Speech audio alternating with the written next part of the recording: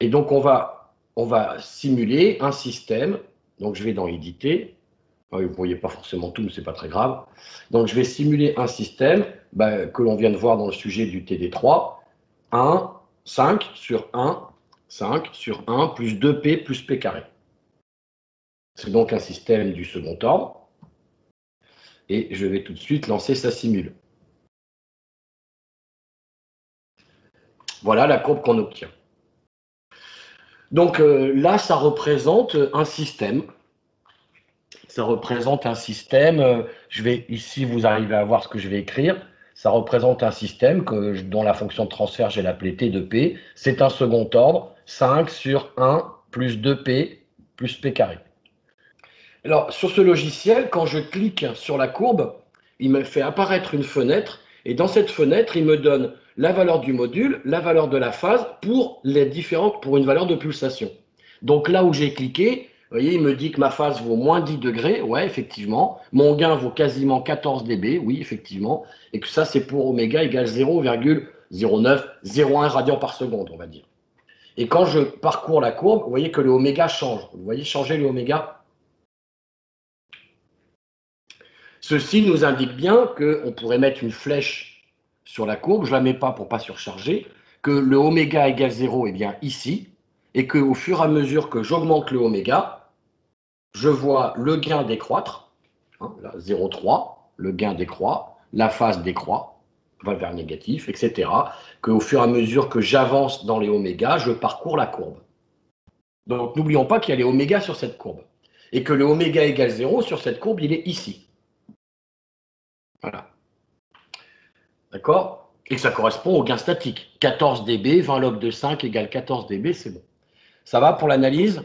Donc ça, ce qu'on a tracé, attention, c'est une courbe. Et en fait, cette courbe, on va considérer que c'est la boucle ouverte d'un système bouclé à retour unitaire. C'est tout le discours qu'on a eu, que tout ce qu'on allait faire maintenant s'appliquerait à des systèmes bouclés à retour unitaire. Donc finalement, T2P, ça va être la FTBO d'un système bouclé. Hein, on va faire un comparateur. Alors, je n'ai pas beaucoup de place, donc je le fais très symboliquement. La fonction de transfert T, et je fais un retour unitaire. Et ça me donne une certaine fonction de transfert, une FTBF. OK? Ça va? Donc maintenant, je vais m'intéresser à la boucle fermée qui serait issue de ce que je viens de dessiner là, qui serait issue d'une FTBO. Ah bien, là, vous ne le voyez pas, qui serait issue d'une FTBO. Si, vous voyez. Vous voyez? Donc, on n'oublie pas qu'on trace la boucle ouverte dans Black. C'est très important de ne pas tout mélanger, évidemment, à nouveau. Bon, et que maintenant, on fait un retour unitaire de cette FTBO et on a un certain système en boucle fermée. Et donc, les isomodules vont me permettre de faire quoi? Je vais les représenter déjà, mes isomodules. Donc, pour ça, j'ouvre la petite fenêtre avec un clic droit et ici, je peux faire afficher les isomodules. Les voilà. Vous arrivez à les voir? Oui. Ouais. Comme c'est écrit en tout petit et que c'est pas très propre, enfin c'est pas très lisible, je vais rappeler les isomodules principaux. Ici c'est le 0 dB. Ici c'est le moins 1. Ici c'est le moins 2. Alors je ne mets pas dB à chaque fois, hein. C'est moins 2 dB, là c'est moins 4, etc. Là on a des isomodules de plus en plus petits. Puis quand on a passé le 0 dB, on passe aux isomodules fermés sur eux-mêmes, qui eux sont positifs et sont de plus en plus grands. Alors maintenant, regardez, c'est tout bête. Ce que je peux déduire de la courbe en boucle ouverte et des isomodules, c'est ce qui va se passer pour la FTBF à retour unitaire. Je ne l'écris pas. Et on va pouvoir en déduire ce qui se passe pour le gain de la FTBF en fonction de oméga, donc son diagramme de Bode en gain. Oui? Oui.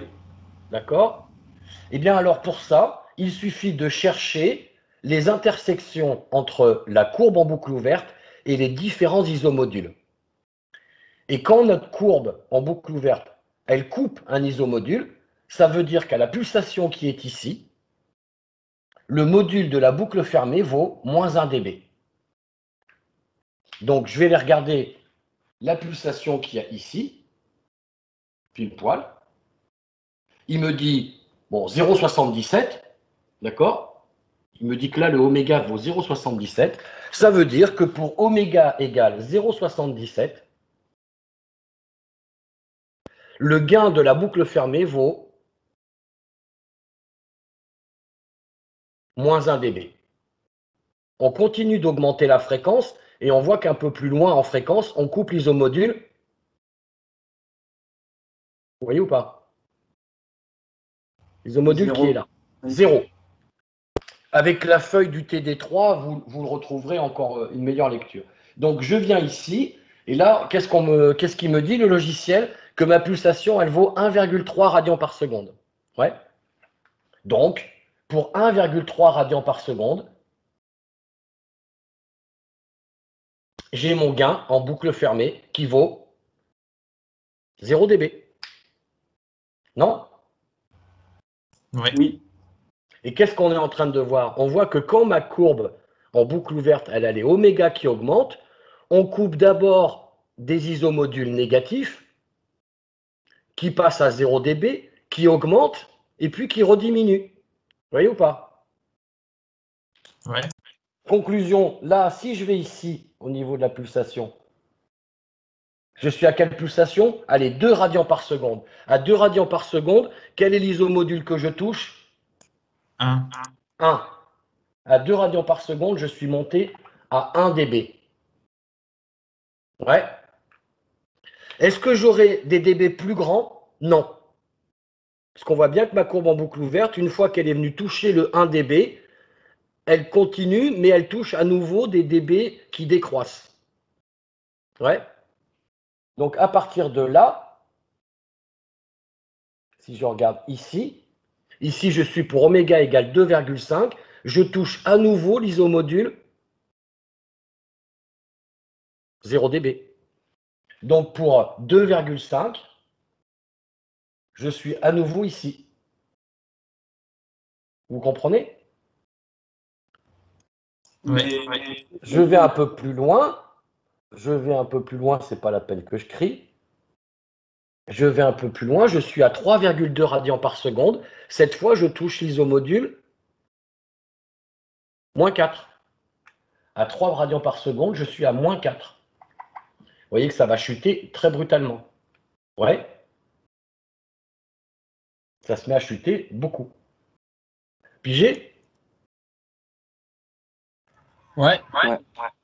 Bon, alors, j'ai commencé à oméga égale 0,77, là où j'ai trouvé le premier isomodule que je touche. Mais c'est pas vrai, il y en a d'autres.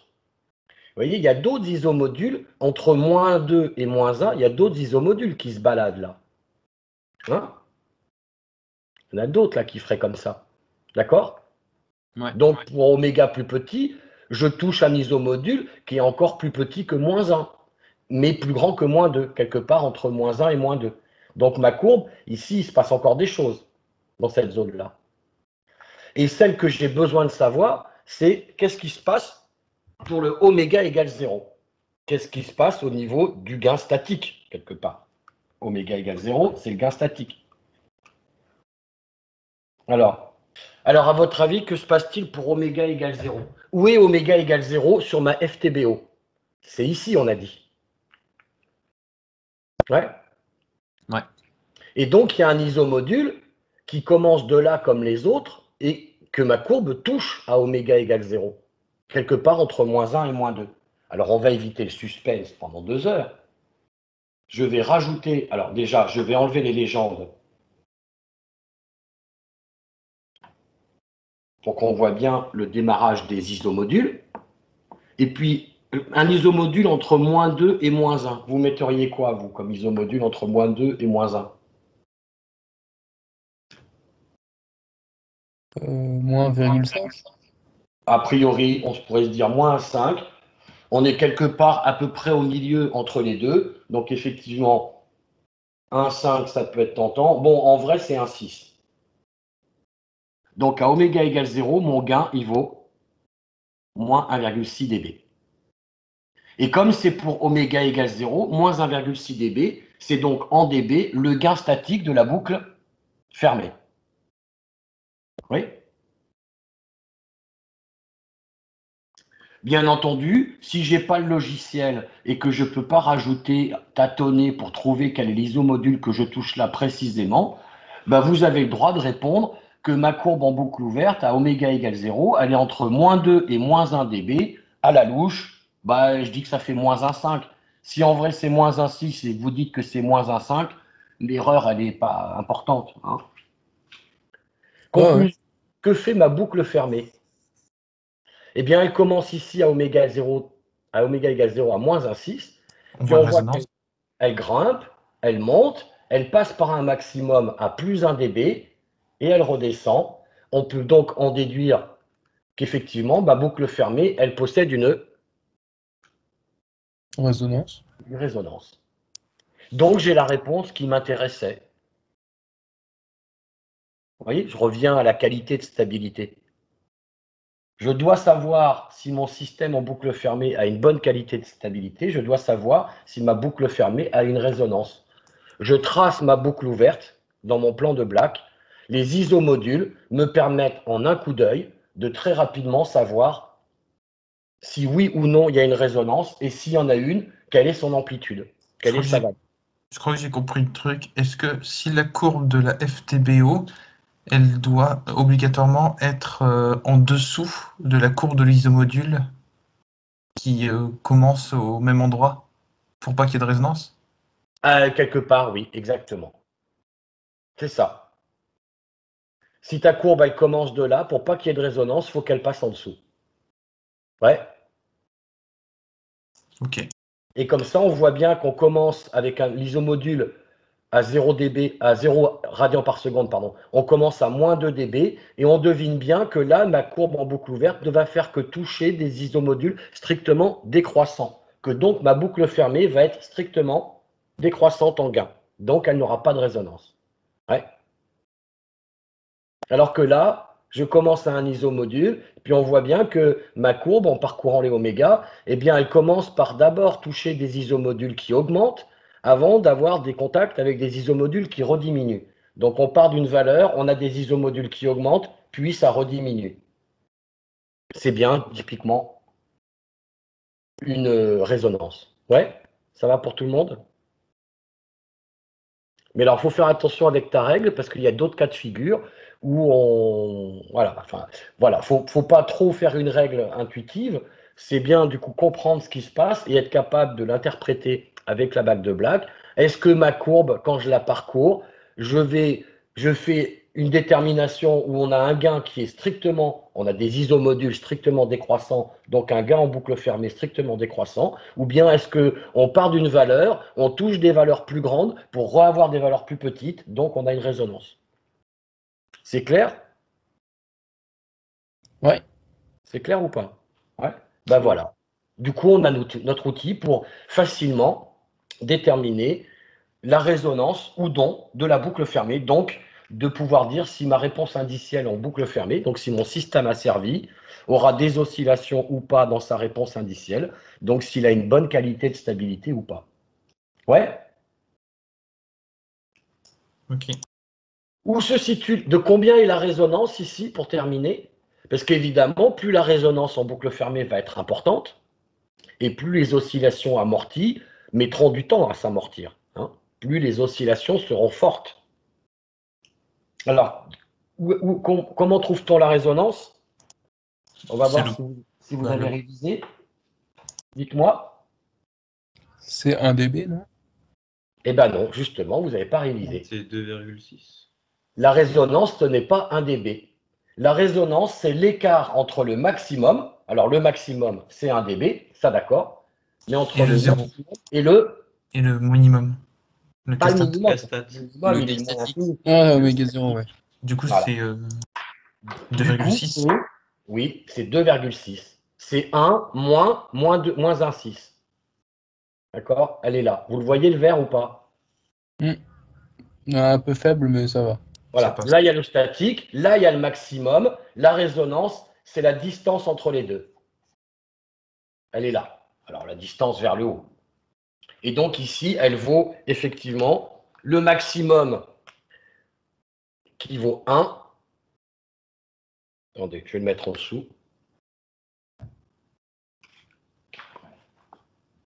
Voilà, la définition d'une résonance. Une résonance en dB, sa définition, c'est le maxi moins le statique. Ouais.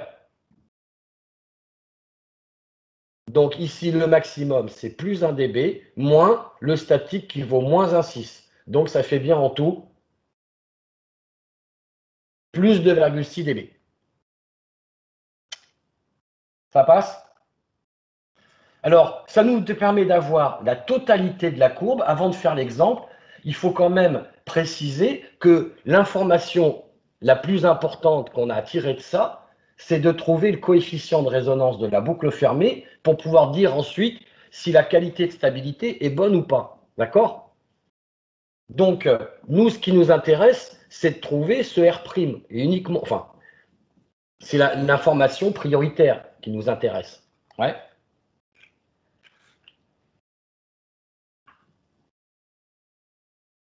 Et pour ça, eh bien, forcément, si vous regardez comment ça se passe, on en a déjà un petit peu discuté là, avec les quelques questions que vous m'avez posées. Hein, on voit bien, bon là j'ai enlevé les légendes, hein, mais là les isomodules sont petits, ils augmentent, ils arrivent à 0, puis ensuite ils passent dans le positif. Donc en fait, on voit bien que ma courbe, suivant comment elle passe, s'il y a une résonance, elle part d'une valeur d'isomodule qui est plus petite que les isomodules qu'elle coupe après. Et qu'il y a plus ou moins, alors ça dépend si on est pile entre les deux, ben on est tangent à un isomodule qui est pile entre les deux, mais à un moment on arrive à une tangence à un isomodule. Donc ce qu'on peut remarquer, ce qu'on peut noter, c'est que la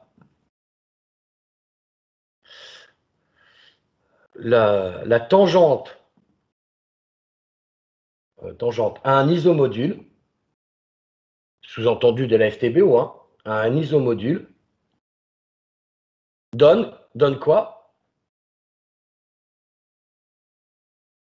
Le gain maximum. Le gain maxi de la FTBF.